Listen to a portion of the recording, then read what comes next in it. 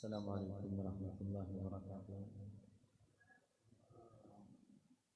قال النبی علیہ الصلوۃ والسلام من لم یشکر الناس لم یشکر اللہ۔ آج الحمدللہ سیالکوٹ میں کئی محافل قرات ہوتی رہتی ہیں، کئی مکاتب فکر کے لوگ محافل کراتے ہیں۔ میری دلی خواہش جو اللہ تعالیٰ نے پوری کی ہے، میں اپنے بھائی محترم اعجاز نصر صاحب اور انتہائی دل کے قریب شیخ حافظ رضوان ایوب صاحب، ان سے بہت پرانا تعلق ہے، ان کا اور آپ سب احباب کا مشکور ممنون ہوں۔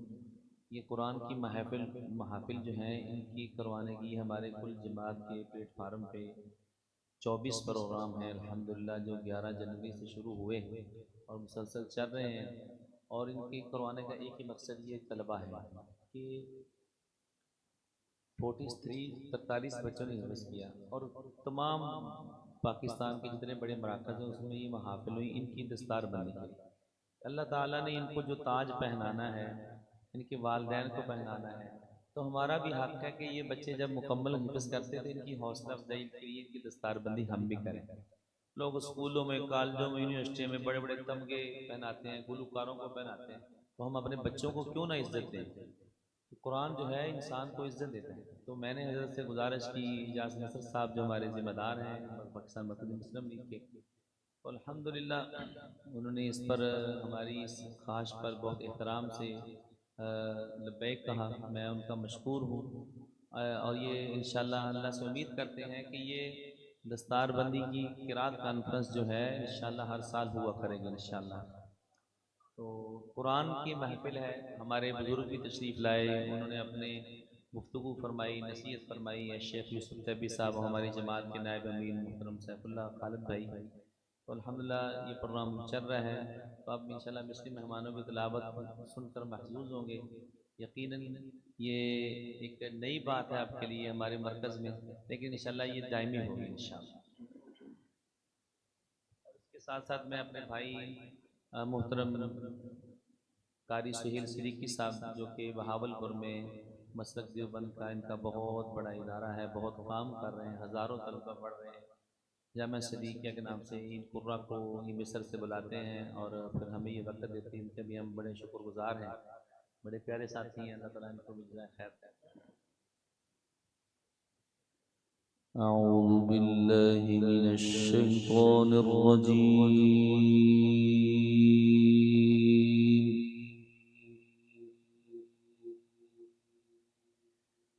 بسم الله الرحمن الرحيم۔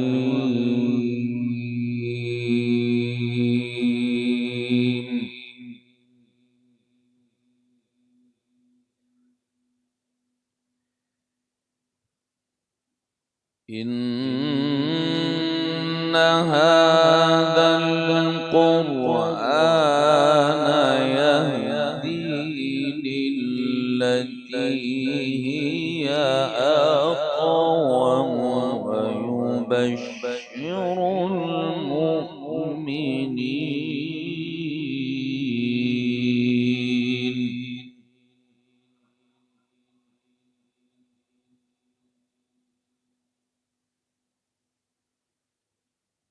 يهدي للتي هي أقوم ويبشر المؤمنين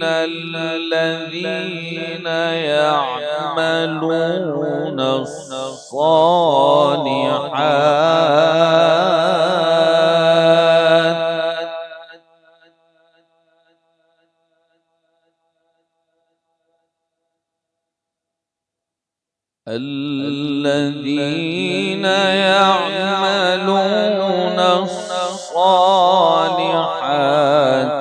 أن لهم أجرا كبيرا۔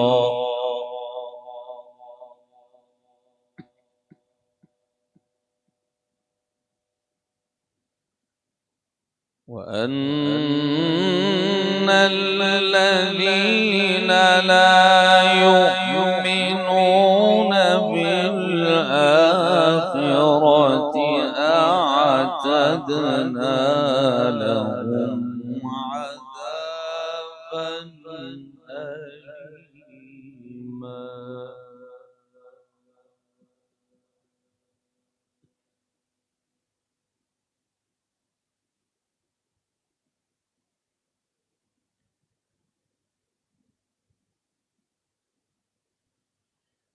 بسم الله الرحمن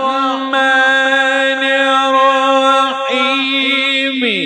إن هذا القرآن يهدي للتي هي أقوم ويبشر المؤمنين الذين يعملون الصالحات أن لهم أجرا كبيرا.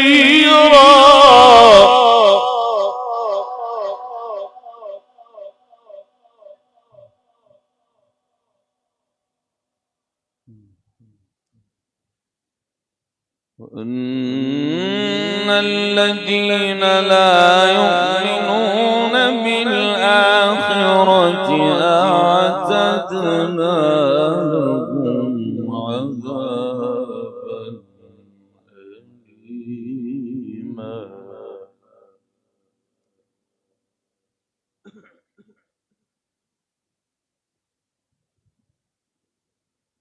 ويدعو الإنسان بالشر دعاءه بالخير وكان الإنسان عجولا.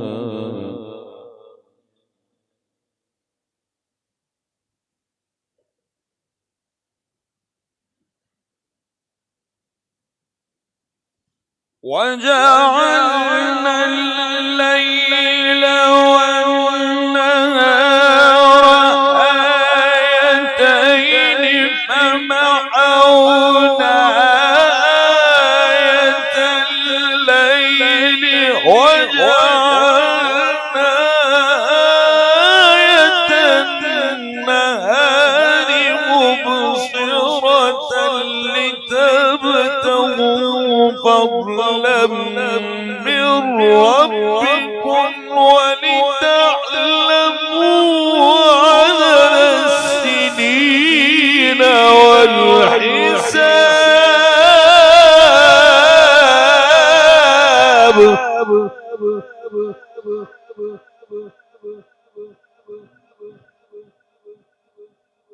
كل شيء فصلناه تفصيلا.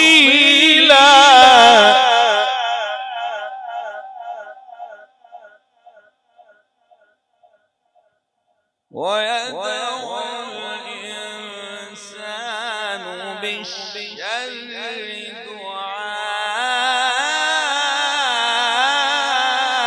دعاءه بالخير وكان الإنسان عجولا.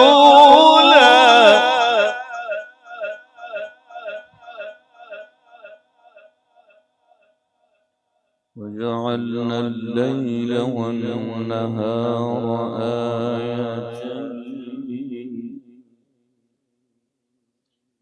فمحونا آية الليل وجعلنا آية النهار مبصرة.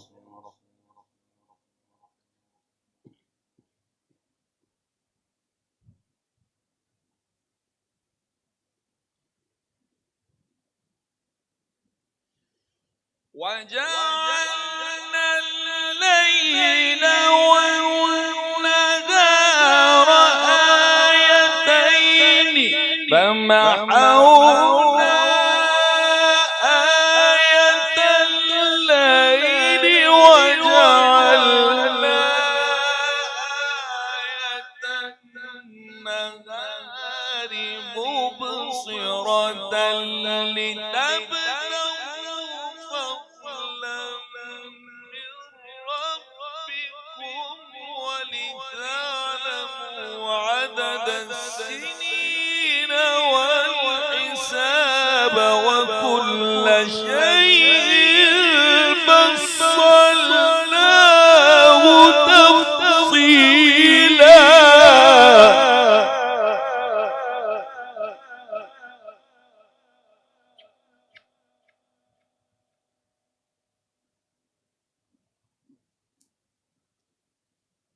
وجعلنا الليل والنهار آيتين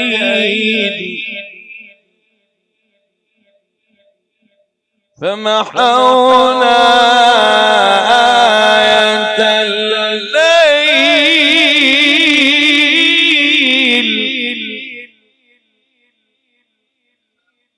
وجعلنا النهار مبصرة لتبتغوا فضلا من ربكم ولتعلموا عدد السنين والحساب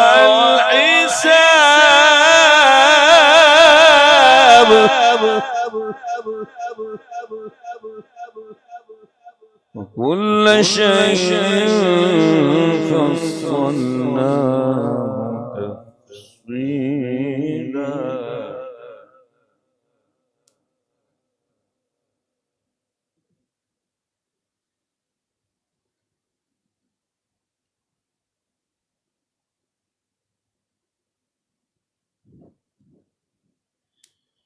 وكل إنسان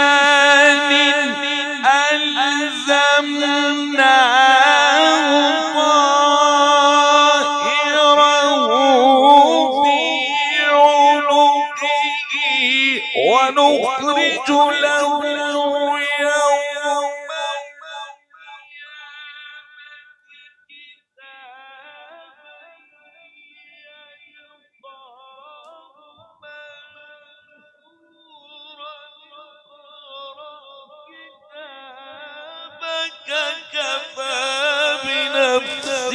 اليوم عليك حسيبا.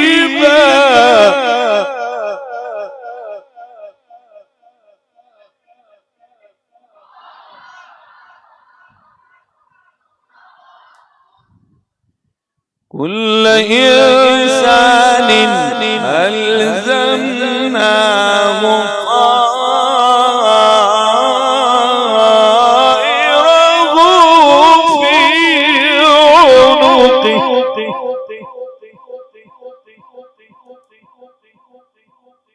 ونخرج له يوم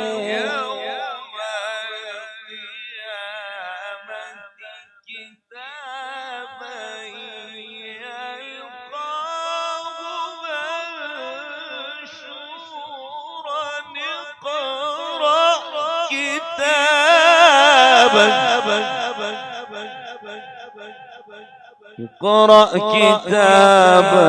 كفى بنفسك اليوم عليك حسيبا.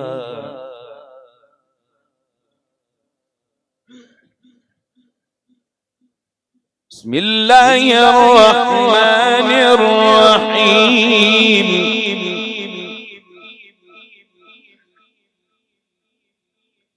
سبح اسم ربك الأعلى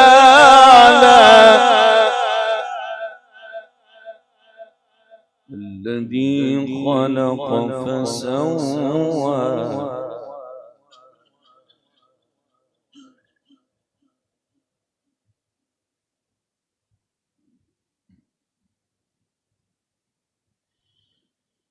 والذي قدر فهدى والذي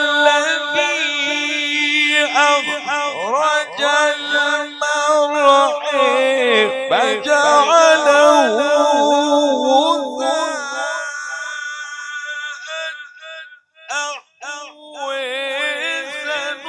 سنقرئك فلا تنسي إلا ما شاء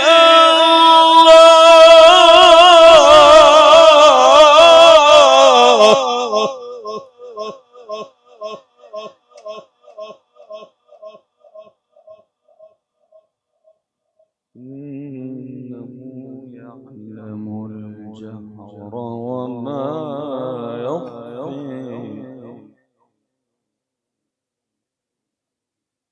ونيسرك لليسر الله أكبر بسم الله الرحمن الرحيم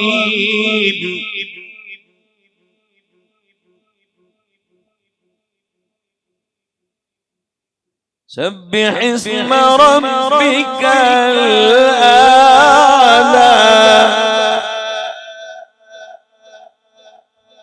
الذي خلق فسوى والذي قدر فهدى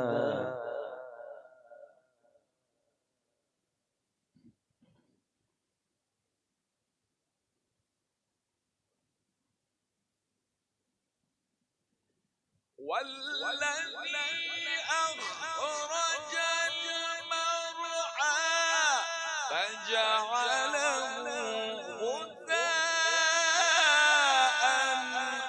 أحوى سنقرئك فلا تنسى إلا ما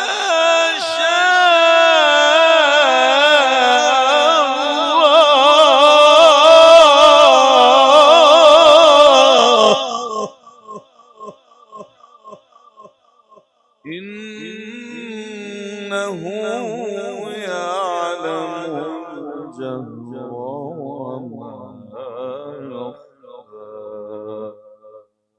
ونيسرك لليسرى بسم الله الرحمن الرحيم قل أعوذ برب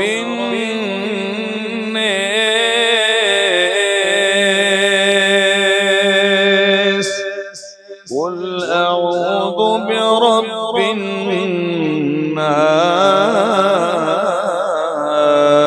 الناس ملك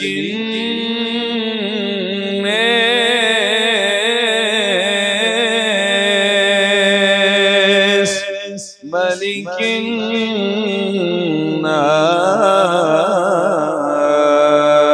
الناس إله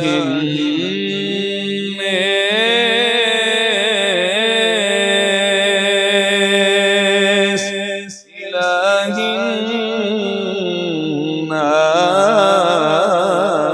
الناس من شر الوسواس الخناس الذي يوسوس في صدور الناس الذي يوسوس في صدور الناس من الجنة والناس من الجنة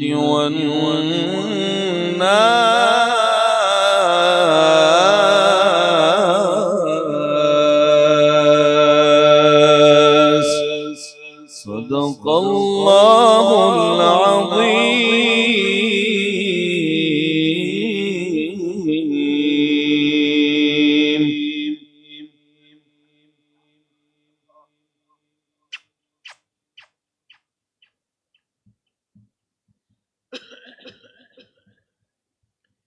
بسم الله الرحمن الرحيم إن الذين يتلون كتاب الله وأقاموا الصلاة فأنفقوا مما رزقناهم سرا وعلانية يرجون تجارة لن تبور ليوفيهم أجورهم ويزيدهم من فضله إنه غفور شكور والذي أوحينا إليك من الكتاب هو الحق مصدقا لما بين يديه إن الله بعباده لخبير بصير ثم أورثنا الكتاب الذين اصطفينا من عبادنا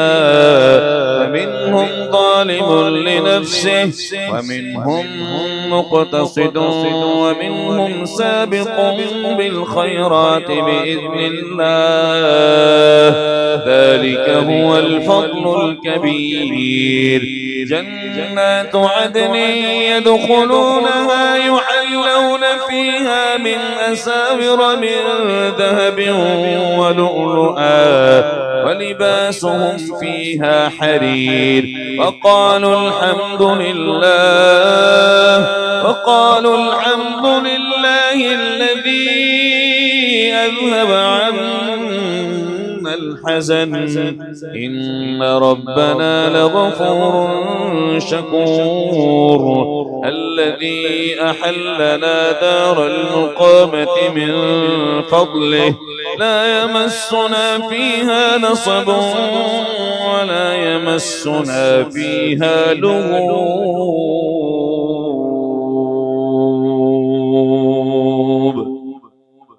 صدق الله العظيم.